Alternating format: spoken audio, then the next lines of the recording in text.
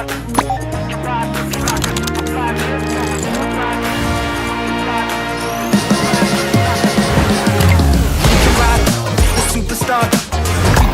looking like a superfly disco, and you can ride, we can fly, you can ride looking like a superfly disco. We can ride the superstar disc, we can ride looking like a superfly disco, and you can ride, but we can fly, you can ride looking like a superfly disco.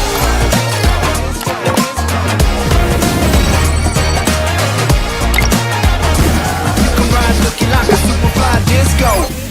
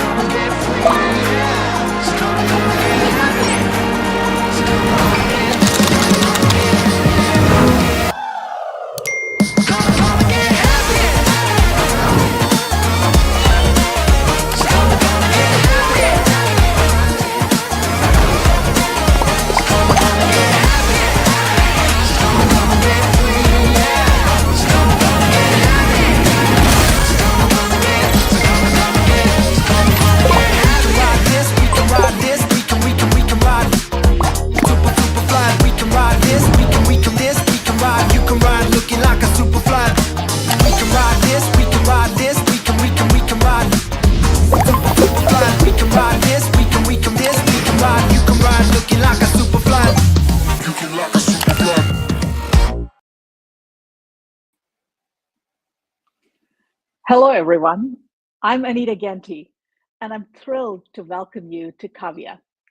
Today, we celebrate the power of connection, creativity, and community. And whether you're building, funding, selling, or using software, today is for you. We're here to unlock something new, using collective momentum to fuel tomorrow's breakthrough. Thank you for being part of it.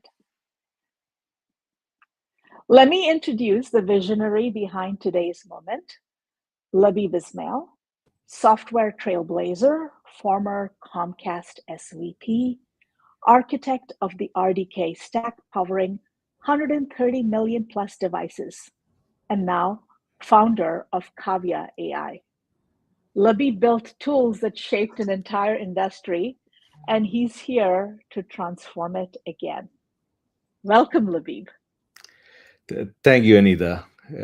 First of all, I have to say it's been really great working with you.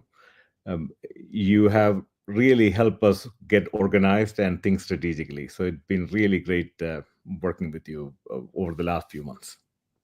Likewise. And Labib, was there a moment when you thought, I cannot not build this? Yeah, I don't know if a lot of my Comcast colleagues know. I had co-founded a company trying out some early AI in the 90s, right?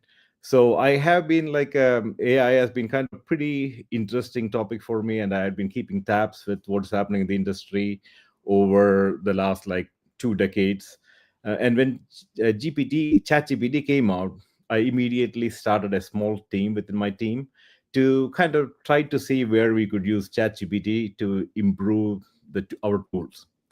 So very soon, it became very apparent to me is there is tremendous promise, but it is also very challenging to kind of make this whole thing work. So it became very clear to me that I really have to have 100% of my focus on this rather than 1% of my focus what I was having.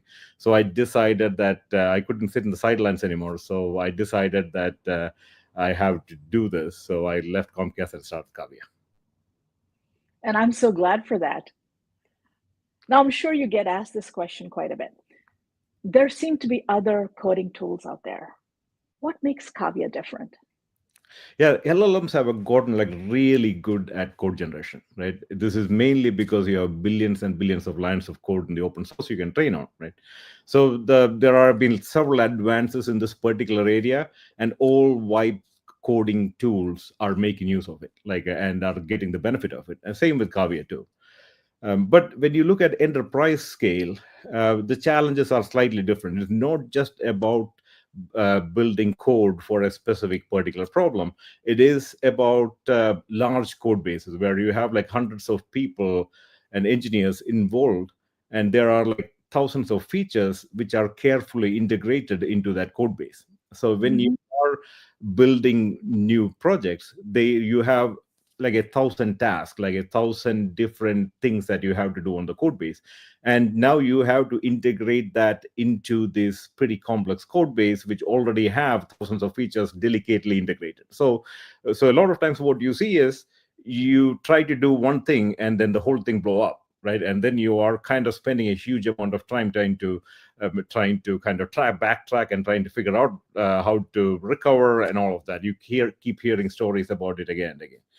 So what Kavia's approach has been different. We look at the whole problem end to end. We start thinking about it from building a from the very beginning of the product life cycle, and from there we kind of build all the artifacts needed for the code generation. And when we get into code generation, we have enough scaffolding and guardrails to make sure doesn't go off track. Like we could integrate your CI tools, your review tools right into the code generation process, not as an afterthought, right?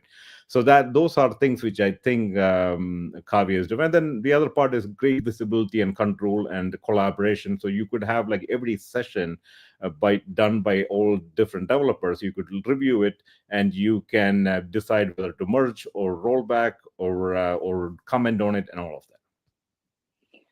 Well, that sounds like it would be a real boon for people who are doing this every day. A lot of the time is spent not just coding, but in a lot of other activities that take you to coding. So what you're talking about sounds amazing.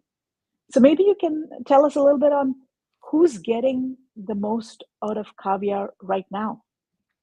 Yeah, so we have around like 15 early access partners who have been like building using Kavia for the last few months. So we have like hundreds of projects right now running inside Kavia. Most of them are small and medium-sized businesses, and we just announced the Tata Alexi agreement, and they have been a great partner for us. They have been a kind of a design partner for us in helping us drive this forward. Yeah. And but we have like several others whom we haven't announced yet, who have been working with us in building this product, testing this product. Now, in addition to that, we also have been using internally the same product. So that is kind of like we have been kind of trying it out ourselves, using it. We are probably at like 60% of our features kind of are done through Kavia. We are not to the point where it's 100%. Hopefully, we'll get there very soon. So that's kind and we as we were trying to do this launch, we opened this up to people with students. So we had like a lot of students from a university in India who built over 100 apps over 3 to 4 weeks period.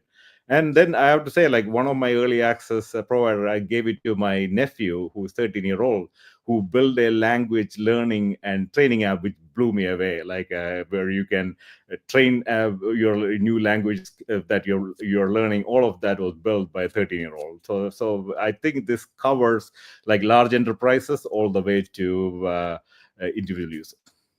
You know, I had a chance to see that app. It blew me away. And, you know, you're a target customer, or I should say you were a target customer from your previous life. You've got your inputs, but you've kept the user in mind every step of the way. And I'm assuming you continue to do that. And as you're working on this, what are you seeing as some of the use cases for Kavia? Are there any sort of areas that you'd like to highlight right now? Yeah, so we think of Kavia as the use case for Kavia has three areas. Like, so we call it inspect, plan, and build. Right?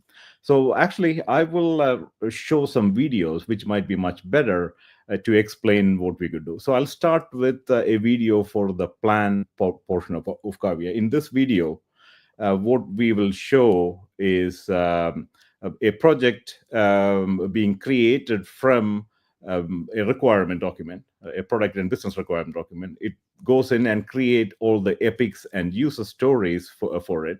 And then from there, it would go in and create the whole architecture for it, test cases for it, And then in the architecture, it'll create the system context, all the different container interactions. And then it would go into the detailed design, where it kind of broken it down into different containers and components, interaction diagrams between these components, state diagrams between these components, inside these components, and also like the every aspect of the project you could do it. So now let me just explain that for a second more. So you could start a project and build the whole thing, the whole every artifact needed for that project prior to code generation, by just chatting with the system, or by providing some input documents. Or you could even provide some screenshots. Like you can provide like 10 screenshots saying that, hey, this is what I want to build, and let KAVIA goes and like analyze that and come up with the whole set of requirements and architecture, the front and back end architecture, all of that, all that could be done with that. Now let me go to the build portion of it. Like once you have done the plan, there is the build portion of it. Now the build, you can invoke it two ways. Like this is a way where you can directly go into the build without going through the plan phase. In this case, we are showing a full stack application, including backend. Like in this case, we are showing some Figma attachment. You can attach directly from Figma, or you could provide screenshots right here. And in this case, it's building the backend, and you can see the Swagger for the backend authentication. All of that could be done through this. Now, the next part, it's showing the front end for the same application, right? This was built using KAVIA. And there is a feature called live edit. So when you're doing front end, you don't want to chat with LLM for every change. You can actually go and live edit some of the text or images directly on the output really of the LLM, cool. what LLM has generated. Right. Yes, and in this case, we are showing a mobile app being built.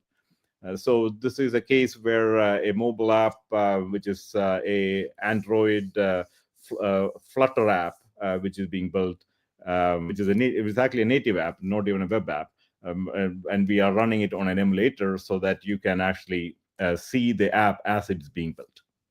And this emulator capability, what I want to kind of highlight a little bit, and they are also showing a deployment, not for the Android app, but for the web app, how you can do deployment through just one touch.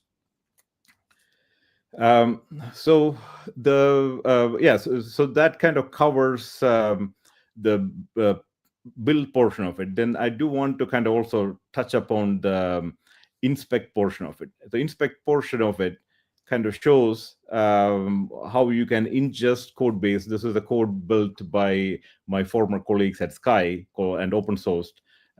So this is like really like you can ask any kind of random questions about it. In this case, there is a mind map created for the whole like 3 repositories of Rialto altogether. And in this case, we are actually showing an existing code base. This is a code which was written by someone else from the open source world, and we are taking it into KAVIA and do further new feature. We are building new features, so you can actually run it in KAVIA, and you can see the new features being built. So one thing what you would see is the Git integration right in here. So you can actually see the changes as it is being written. So that'll give you a good idea of what files changed at every step. And then you can decide whether you want to keep it or you want to roll back, or you can chat to the LLM to make modification. So that is, and I use this feature personally a lot, like the what we call the code maintenance feature. And in this case, we are actually looking at KAVIA itself, our own code base through KAVIA. So in here, we are kind of creating product documentation, and then so it creates like a PRD for KAVIA, all by like looking at it. And then similarly, you could ask architecture documents, or you could ask any kind of other documents. You could ask it to create a developer onboarding document, a test document. So I use this document generation in conjunction with code generation. Like a lot of times before I ask it to write code, I ask it to first tell me like how it's going to go about writing that code, and then say which all components would be modified. And then once I feel like that is the right approach, then I ask it to go write code for it. That's amazing, Labib. And this is not the first time I have seen this, and I'm amazed every time I see it. Um, Part of me feels that people who like me who learned to code in the past almost need to learn to code again, so that we are leveraging the tools to their best potential. But having said that, one of the things some of us have seen as we've started living with LLMs is that some of them buckle under complexity, and the same applies to some of these code platforms out there. They buckle under complexity. How does KAVIA manage it, and how is it different? Yeah, the approach that we have taken is about break down complexity into smaller, manageable chunks, right? And we do it by doing multiple things. One, as I said, we have an orchestration platform which would allow you to bring in your own tools, like your own code review tools or your own build systems, all of that. Right. But more than anything else, when you're working on large code bases, if you just ask LLM to go and fix it, it is very difficult because you cannot have like a million or a few million lines of code in your context. So LLM would have to kind of navigate through this. And then there are different approaches, different agents have taken. What we have done is we create a knowledge graph of the code base, and we use that to navigate. And then this knowledge graph is something that we built and evolved using a lot of experimentation. So it is a very shallow knowledge graph. This is not a traditional knowledge graph, which we found was like the most easier way for LLMs to use to navigate to get to the point. Because if you ask LLMs to go through 10 calls, function calls to get to where it want to get to, sometimes it gets off track. So we want to allow it to get there faster, but it is And not stay just focused. yeah, exactly. So that has been like really helpful in help LLMs write and make modifications on large code bases. I think that's a big differentiator, right? Being able to zoom in and zoom out, see the forest, the trees, the leaves. That's huge. Now, you talked about all the integrations that are built into KAVIA a little bit. You showed GitHub and Figma in the video. Are you open to talking about what's coming up in the future? How KAVIA becomes your orchestrator? What would you have in plan? Yeah, so integrations are going to continue to be a big focus area for us, right? So we have, like for example, Superbase. We integrated the Superbase so that the users could easily set up and directly connect to Superbase, create a project all without leaving KAVIA UI, and connect that, and then we automatically set up the Superbase in the backend. So that's an example. Similarly, any other, we have mechanisms through which you can make use of any third-party services. But I think that's not what you were talking about. You were talking about integrating with the development tools and other systems like Confluence, Jira, all of that. So we have a good list of those tools integrated, but I think we probably are at like a 10-15% of where we want to be. So we are going to continue investing in those integrations, and we are prioritizing some of our initial customers and what they want. So as new customers come in, we have a team really focused on understanding their needs and like really getting those integrated. And like, because since we use KAVIA for our integrations, typically it takes us like a few days to bring in a new integration. So so that has been a pretty useful tool for us. So more to come, and stay tuned. And so if I were to say, what's one thing people get totally wrong about AI development? What would you say, Labib? Yeah, I was actually at dinner last night when a friend was asking this question of like, hey, where do you see, like, do you see AI like software development to be like completely automated? What that is not what we are seeing, and I personally, I think what we would see for the next 5-10 years is AI enhancing software development, right? Because what we have been able to do within KAVIA is we still need a lot of people heavily engaged. It's just that the productivity that we are seeing is changed, but at the same time, like, our challenges also has been like we have been forced to respond real fast with a lot of things happening in the industry, right? So um, so the extra productivity that we are getting from these developers, without that we would not be here where we are. So I kind of see this trend continuing for the next several years, at least like 5-10 years. Well, thank you, Labib. Now I'm talking to our audience. We'd love to hear from you. Please submit your questions, and I'd love to ask them on your behalf to Labib, so we can learn more and know what you're thinking about. I see a question here from Lakshmi.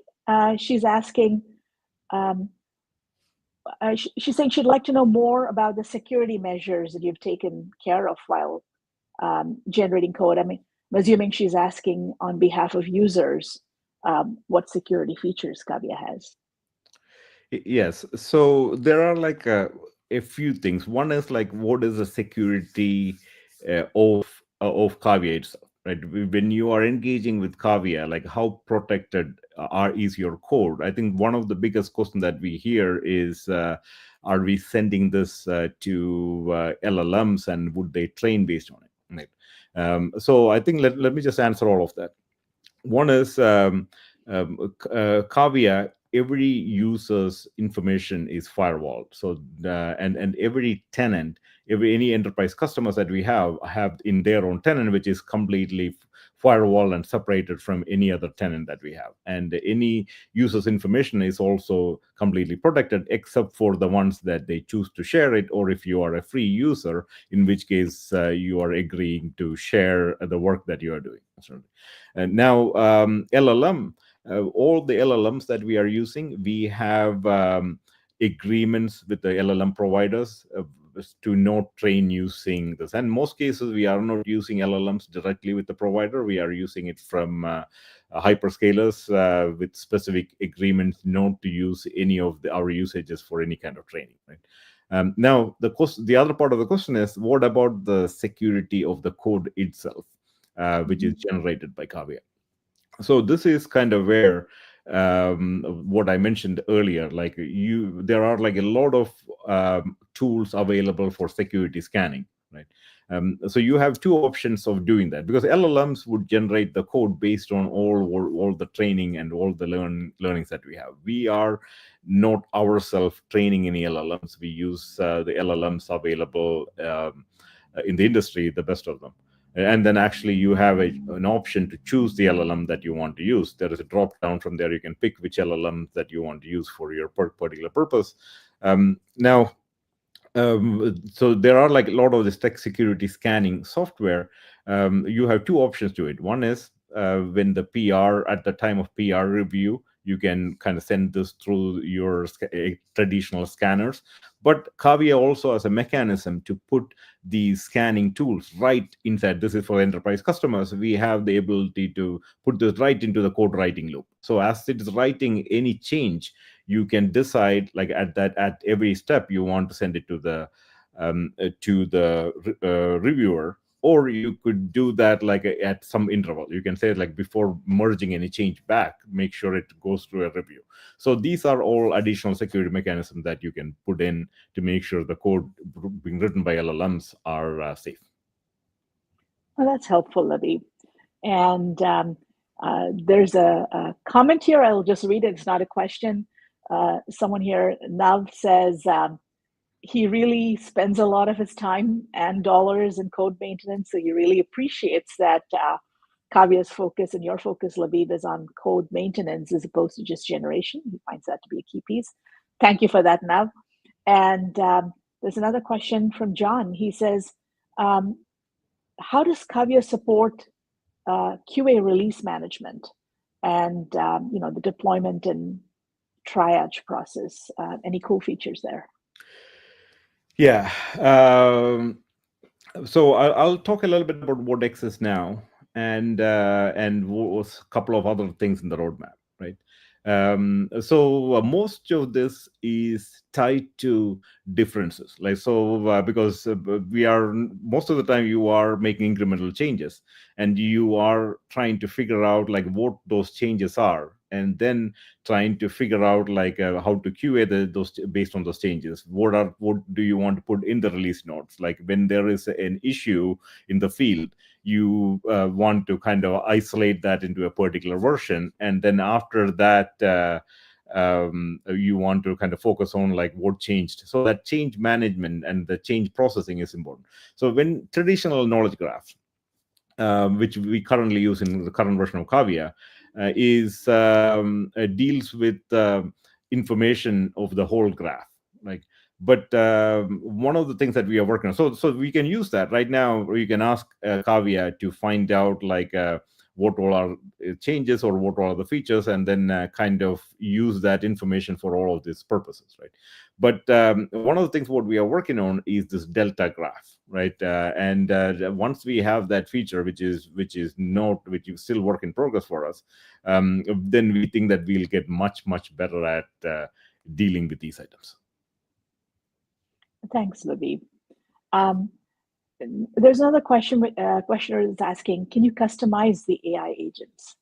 And is that something that's possible today? Yeah, so you have the ability to provide custom instructions, right? In fact, we are actually talking a little bit about opening it up even more, where we can allow our enterprise customers to create their own micro agent. So KAVIA uses a micro agent framework. So we have an orchestrator which kind of handles the whole thing, but at the same time, most of the tasks are done by micro agents, right? So one of the considerations is to allow enterprises to create their own micro agents and plug that in with descriptions on when to invoke and all of that. Like, so that is something in consideration. Is not a feature that we currently have, but that is something that we are thinking of. That's great. And Vasavi here this is the last question I know I'll ask, because in the interest of time, but I'm picking this one from Vasavi. She says, when a code is migrated from a legacy technology to a newer language, does KAVIA also suggest optimizations and ways of better coding, or suggest features? I guess she's going to the next level of is it watching out for me and telling me what I could be doing? Yeah. One of the main use cases that we see people using KAVIA is this migration. So one of our customers is now trying. This project is not done; this is still work in progress, but they are trying to migrate from PHP to some later languages like Angular and Node.js, kind of thing. So when we do something like that, it is a question of like how you engage with KAVIA. You can ask KAVIA just to do this in one step, and it would try it, but you may not get the best results. But what I would do, and this is kind of also, there is a little bit of a learning curve on how you apply work with these AI agent. What I would do is ask KAVIA to first describe the existing code in detail, and then I would ask it to now suggest like what are the approaches that I should consider for upgrading to these to these versions, right? And then it will come up with multiple options, and then you can zoom down in a particular path which interests you, and then create all the documents. And then once you think that this is good enough, then you ask it to go write code, and then there also it might be much better. You ask it to write microservice by microservice. So I typically create a functional specification for this microservice, and then go and write code for it, like or the interface specification for it. So it is not a case. This is kind of where this is not an automatic thing where you click a button and everything is solved for you, but it is kind of where you need to apply some level, especially when you're doing complex projects, apply some level of your understanding, and then kind of break things into smaller steps, and where you get much better results. That comes back to sort of what maybe I was asking earlier, Labib, which is that some of us probably need to be trained on how to use KAVIA more optimally, and then that kind of leads me to sort of some of the things you have planned and coming up. Like I understand there's going to be a live demo titled "Under the Hood" with Darshini, Zoltan, and Jeff in the coming days. So for our audience, I'll say stay tuned, because there's probably some tips and tricks on how to get the best outcome. Of course, you can just start playing with it, but looks like there may be ways for people to get even more out of it. Yeah, it's like I kind of say, like this is when cars were invented. People are trying to drive cars from the world of horse-driven carts, right? So there are a bunch of set of new rules and new ways in which you should go about doing that. So this is like in this AI world and AI-assisted, AI-enhanced software development world. There are like a new ways that people have to learn and train themselves. I think there are a lot of good questions coming in. And what I'd like to do is ask our audience to keep sharing them. Even if we run out of time, I'd love for us to be able to gather these questions and then maybe even do a follow-up event or a follow-up panel. Because I know that in the coming week, we have a panel planned that's from IDE to AI and what's changing in dev workflows. So we've got some industry luminaries and leaders coming to speak there. We can have them answer some of these questions, or maybe just a follow-up event with you, Libby. I'm loving all the questions that are coming in. Yeah, no, I would love to talk and once I learn more from others, but at the same time talk about like my experience because I have been like actually in my job at Comcast, I didn't write a lot of code. For a good part of my 20 years there. But in the last 1 year, I probably have written like 20,000, 30,000 lines of code, but I haven't written any of it. It's all done by LLM. So it is, there is a lot of learning experience during this phase. No, absolutely. If you can imagine it, then there are ways to make those ideas come real. And you've also planned a builder challenge and some community events coming up. So I'd like to tell our audience, just stay tuned, sign up now so that we can build the future together. So wrapping up, I want to say, please go to KAVIA.ai, the link. Please contact us, reach out to us, talk to us, and ask any more questions you may have. I'd like to give a huge vote of thanks to Labib and the KAVIA team for being here. And I know you're excited, and I'm definitely excited.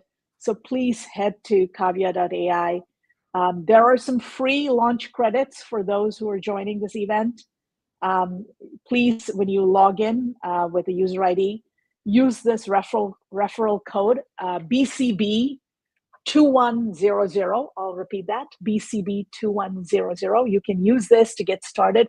For being here as a pioneer founding user group, you're getting 250,000 KAVIA credits, and this is worth about $50. This is giving you enough credits to build an entire web app or an application prototype. And all this is just the beginning. So stay tuned for the Under the Hood live demo with Darshini that I talked about earlier, the panel with the industry leaders, and also details about the KAVIA Builder Challenge and community events. So don't miss any of these. Stay tuned, sign up, and let's build a future together. Thank you. Thank you. Thank you all. Thank you, Anita.